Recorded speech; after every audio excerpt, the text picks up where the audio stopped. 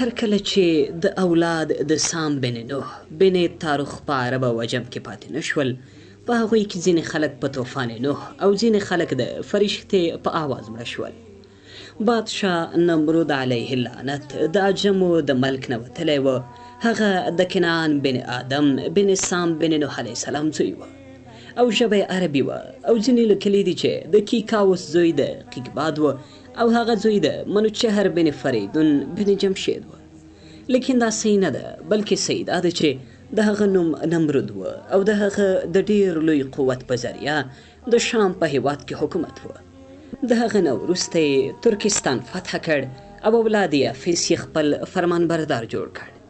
د هغې نه وروسته یې په هندوستان کې اولاد د حام بن نوح تابعدار کړل او د روم ملک یې قبضه کړ او ټول جهان یې د مشرق نه تر مغربه پورې په خپل واک کې اخیستی و.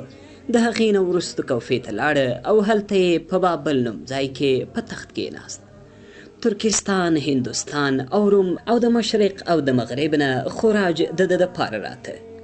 1,000 کاله هغه خپله بادشاهۍ باندې ډېر مغروره و او چېرته به یې اسمان ته نظر نه کوه او نه به یې د خدای نه څه حاجت غوښته او ویې به یې چې زه خدای یم. او ها، یو ځل یې اسمان ته کتلي و، په هغه وخت چې دی په خره سور و او اسمان طرف ته یې غشي ویشتله. ویل به یې که چېرې اسمان طرف ته بل خدای وي نو زه به یې په دې غشو باندې هلاک کړم. او هر کله چې به هغه ملعون بهر ووته نو د تخت 4 خپې به یې د 4 هاتیانو په شاګانو کېښودې او کېناسته به پرې او په جواهراتو به یې ښکلی کړه او د ورځې به په دغه تخت باندې کېناسته او 400 کرسۍ یې د هغه تخت د لاندې ایښودې وې چې په هغې ټول جادوګر او امیران وزیران کېناستل. او دا هم ویلی کېږي چې د 7 اقلیم دا بادشاهي صرف 4 کسانو ته رسېدلې ده او د دې 4 برابر شاهنشاه څوک نه و. 2 مسلمانان چې په هغې کې یو سلیمان علیه السلام او بل سکندر ذوالقرنین و او 2 کافر دي چې یو نمرود بن کنعان او بل بخت نصر دی. 4 ته د 7 اقلیم بادشاهي حاصله شوې وه. یوه ورځ نمرود لعین په تخت ناست و او ټول لښکر یې حاضر و چې نجومیانو او جادوګرو سرونه ښکته کړي ناست و. نمرود وویل نن تاسو ولې خفه یې؟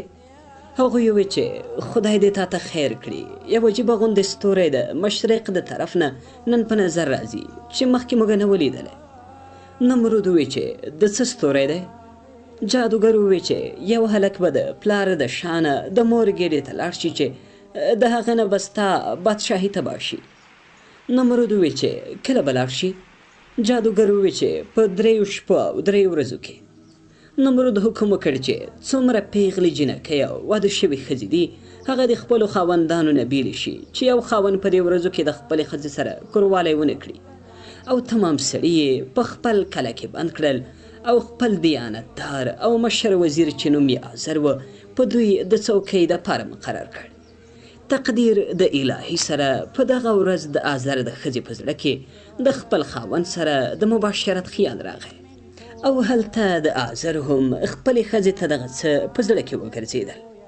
خو دغه څوکۍ پرېښودی نه شوه. دې خوا د آزر بیبي هم د مینې خواهش ناچاره کړه او نیمه شپه کې د قلعه دروازې ته راغله. ټول فوجیان د خدای په حکم په ډوب خوب ورغلي وو.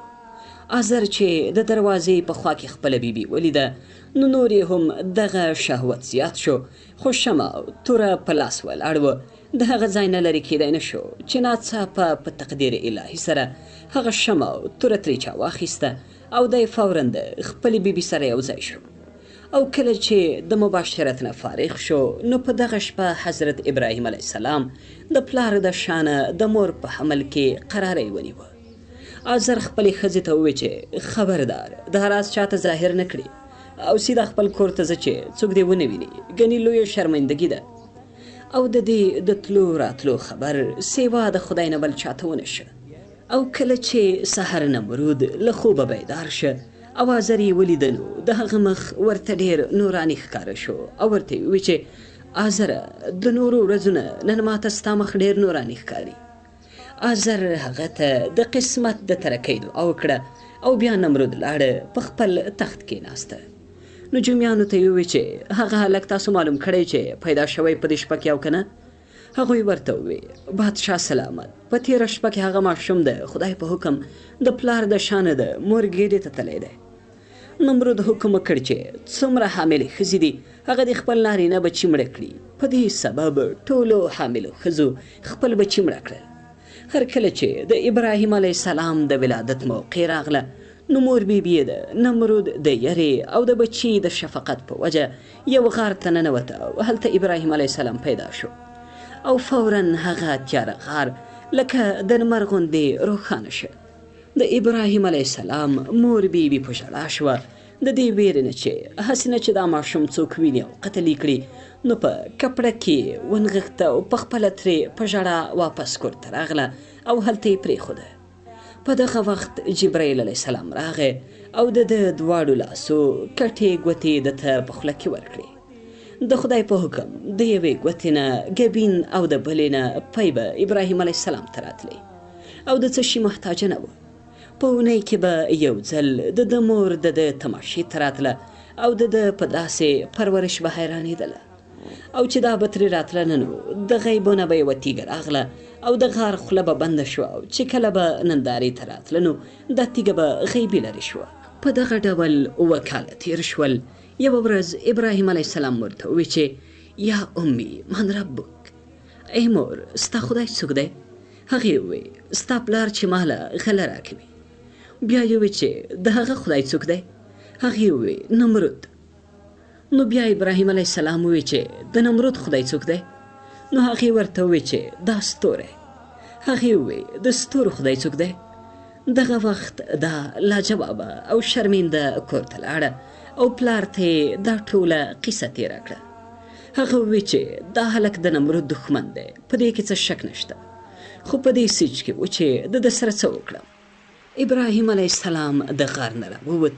هر کله چې شپه راغله او ستوري ولیدل نو دا یې وویل دا زما رب دی. خو چې کله پټ شو نو ویې ویل زه داسې رب نه خوښوم چې کله ښکاره کېږي او کله پټ وي. بیا هر کله چې سپوږمۍ راوخته نو ویې ویل چې دا زما رب دی. خو چې کله پرېوته نو ویې ویل چې ای زما ربه که چېرې ته ما ته هدایت ونه کړې نو زه به د ګمراهانو نه شم. او بیا چې کله لمر راوخوت نو ویې ویل چې دا زما رب دی، دا ډېر لوی دی.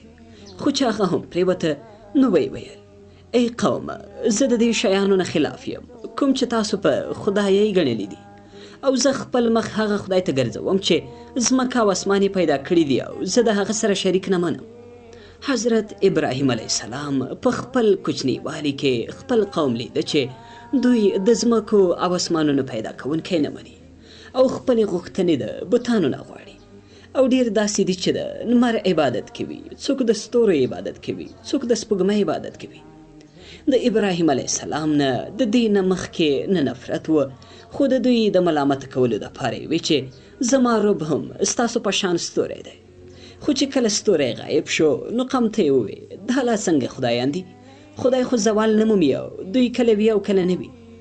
دغه وخت به نمرودیان بې ځوابه شول. دغه شان سپوږمۍ هم او لمر هم غایب شول نو ټول یې پرېښودل او ویې ویل چې رب داسې منل پکار دی چې هغه غالب او زورور وي. دا ستاسو خدایان خو یو په بل باندې بدلیږي او د اعلی نه ادنا ته راځي. ښه عقل په دې خبره ګواه دی چې دا ځمکې اسمانونه به هم چا پیدا کړي وي نو بس هماغه رب دی او په ټولو قادره دی. آزر وویل زما زویه زما رب خو نمرود نه سوا بل نه دی او په تا دې لعنت وي. ابراهیم علیه السلام وویل ای زما پلاره د نمرود او ستا خدایي ګرانه ده. خدای هغه کیدای شي چې ځمکه اسمان ستوري او ټول کائناتو مالک دی او لا شریک دی. ابراهیم علیه السلام ته چې کله د ګمراه پلار پته ولګېده نو ویې ویل او افسوس یې وکړ ای زما پلاره زه تا او دا ټول قوم په ګمراهۍ کې ښکاره وینم. پلار یې وویل ای ابراهیمه ته رښتیا وایې او که ټوکې کوې له موږ سره یا دې د بل چا نه دا خبرې اورېدلې دي؟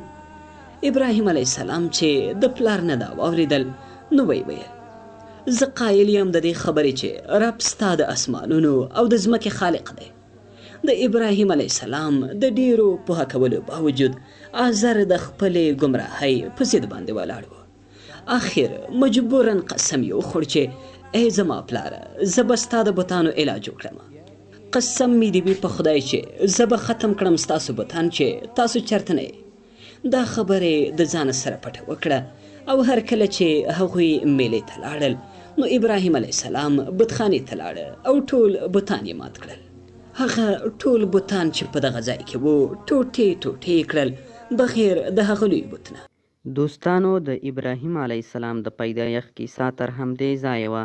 په راتلونکي ویډیو کې به تاسو د ابراهیم علیه السلام لخوا د بتانو ماتولو او د ابراهیم علیه السلام اور ته ور اچولو کیسه واورئ.